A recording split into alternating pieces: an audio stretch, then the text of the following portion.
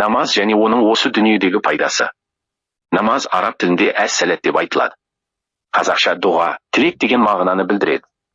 Намаз Алла тағалаға құлшылық жасап, жалбарыну мақсатында белгілі бір қимылдармен бекітілген сөздерден, дұға, аяттар, құралған, тәкбір, руку, сәжде, ғибадат түрі.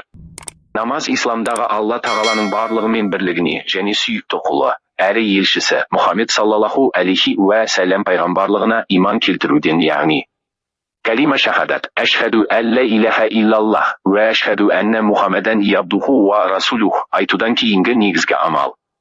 Ол Алла тағала тарапынан соңғы елші Мұхаммед саллаллаху алейхи уә сәлем және оның қияметке дейінгі үмметіне миғраж түні парыз етілді. Алла тағала айтады: мен жын мен адамдарды тек өзіме құлшылық етулері үшін жараттым. Az-Зарият сүресі 56 аят деген. Біз бұл Құран аяттары арқылы ешбір пенде бұл дүниеге текке келмегенін, оның басты әрі негізгі ісі өзін ақыл, парасат, иман сынды асыл қасиеттермен нығметтеген, ең көркем сипатта саналы етіп жаратып, басқа жаратылыстарынан абзал еткен Алла тағалаға шүкірлік етіп, құлшылық етуі міндет екенін білдік. Демек, біз пенделердің жаратылыстағы басты мақсатымыз жай өмір сүріп, дүние жинап, қызмет атақтан қуу емес, керісінше Алла тағаланың бұйырғанын орындап, қайтарғаннан қайтып, сол арқылы ауырда алыс ақырет сапарына дайындалып, көп сауаптар жинау керек екенін жадымыздан шығармай, бұйрығына бойсыну екен. Расында намаз арсыздық пен жамандықтан тыяды. Анкабут сүресі 45-ші аят. Намазхан адам намаз бастамастан бұрын ғайбат айтып, бейпіл сөздер мен күнәлі істерге әуес болып, ал намаз оқығаннан соң бұл әдеттерінен арылып, жақсы тарапқа өзгерсе, демек, ол адамның ғибадатының шынайылығы, құлшылығының қабыл болып жатқандығының көрінісі. Намаз денсаулық кепілі. Естеріңде болсын, Алланы еске алумен жүректер тыныштық табады. Рағд сүресі 28-ші аят, яғни сәжде жасап, құлшылық ету арқылы, адам баласы өзінің Алла тағаланың құлы екендігін, оның мәрхамат, мейірімі мен кешіріміне мұқтаж екенін мойындайды. Сол арқылы жүрегіндегі кірді кетіріп, еңсесін басып тұрған тәкаппарлық, менмендік сынды жаман қасиеттерінен арылады, жүрегі тынышталып, жүйке жүйесі жұмысын жақсартады. Аятта: расында намаз арсыздықтан және жамандықтан, яғни күнә саналатын жағымсыз қылықтардан тыяды. Анкабут сүресі 45-ші аят. 5 уақыт намазды, әсіресе екінті намазын үзбей, уақытлы оқыңдар. Бақара сүресі 238-ші аят. Хадис. Әбу Хурайра радиаллаху анху. Бірде Аллах елшісі саллаллаху алейхи уә сәлем сахабаларына, қайсы бірін күніне 5 рет есігінің алдында сарқырап ағып жатқан өзенге жуынатын болса, оның денесінде кір қала ма? деп сұрады. Сахабалары: жоқ, ондай адамның денесінде кір қалмайды деп жауап берді. Сонда Аллах елшісі саллаллаху алейхи уә сәлем 5 уақыт намаз да сол өзен тәрізді. Аллах тағала 5 уақыт намаз арқылы күнәларды жуып шаяды деп айтқан еді деген. Бухари, Муслим. Осман ибн Аффан радиаллаху анху. Аллах елшісінің саллаллаху алейхи уә сәлем қандайда бір мұсылман парыз намазының уақыты кіргенде, жақсылап дәрет алып, жан тәнімен Аллахқа бойсынып, намаздың рукуы мен сәжделерін толық орындаса, оқыған намазы ауыр күнә жасамаған жағдайда өткен кеткен барлық күнәларының өтемі болады. Әрдайымда солай болады деп айтқанын естідім деген. Муслим. Зухайр ибн Умарата ибн Руайба радиаллаху анху. Аллах елшісінің саллаллаху алейхи уә сәлем күн шықпай және батпай тұрып үзбей намаз оқыған адам тозаққа кірмейді деп айтқанын естідім деген. Муслим. Әбу Хурайрадан радиаллаху анху. Жеткен хадисте Аллах елшісі саллаллаху алейхи уә сәлем жандарында күндіз түні алма кезек ауысып отыратын періштелер бар. Олар таң және екінді намазының уақытында кезек алмастыру үшін жиналады. Содан кейін түнімен сендермен бірге болған періштелер Аллахтың құзырына көтеріледі. Аллах тағала бәрін біліп тұрса да олардан: сендер кетерде құлдарым не істеп жатыр еді? деп сұрайды. Періштелер: біз кетерде олар намаз оқып жатқан еді. Қайтып барғанымызда да намаз оқып жатыр екен деп жауап береді деген. Бухари, Муслим. Ибн Омар радиаллаху анху.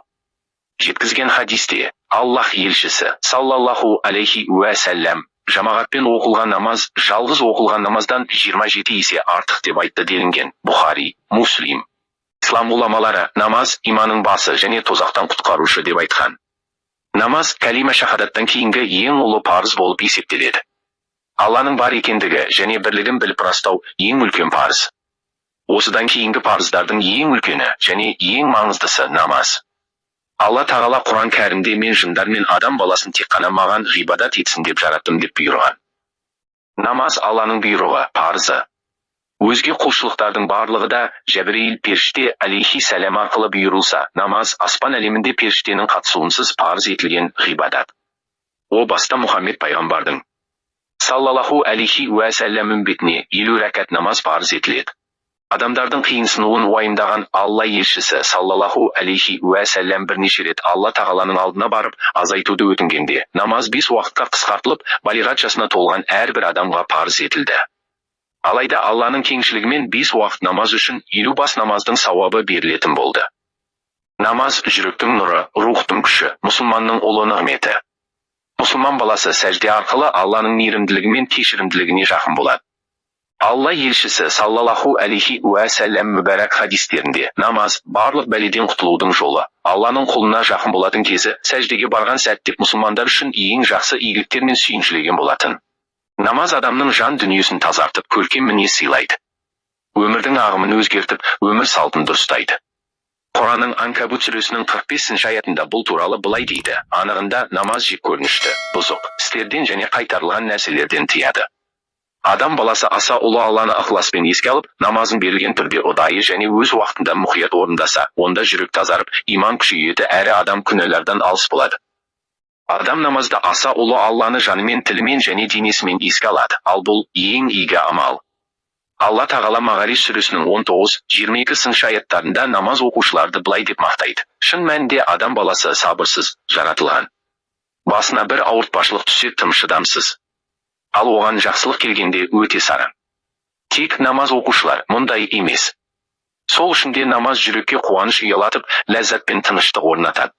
Пайғамбарымыз саллаллаху алейхи уәсәләм намаздың хикметі туралы былай дейді: тазалық діннің жартысы. Әлхамду лиллахи деген сөз таразыны толтырады. Субханаллахи уәлхамду лиллахи деген сөз көк пен жердің арасын толтырады. Намаз нұр, садақа дәлел, сабыр жарқырау, ал Құран сен үшін жақтаушы не қаралаушы дәлел. Барлық адамдар таңертең үйлерінен жандарын жақсылыққа, не қапасқа сату үшін шығады деп айтқан. Әбу Хурайрадан радиаллаху анху жеткен хабарда пайғамбарымыз саллаллаху алейхи уәсәләм: шын мәнінде менің үмметім қиямет күні есеп беруге шақырылады. Ал олардың жүздері, қолдары және аяқтарында дәреттің ізі қалып, жарқырап тұрады деген. Кісі намаздың әрбір рәкағатында Құран сүрелері, Уақиға, Кәусәр, Ықылас, Фәләк, Нас мен дұғаларын оқу арқылы өзін кедейлік пен мұқтаждықтан, өзгелердің жек көруінен, екіжүзділік пен өтірік сөйлеуден, көз тию мен дуа жасалудан және шайтанның лағнет, азғыруынан қорғайды. Мінекей, Алла тағаланың адам баласына парыз еткен намаз амалының осы дүниедегі берер пайдасының мол екенін түсіне отырып, мына қасиетті Рамазан айында мол сауаптарға кенелуге тырысайық.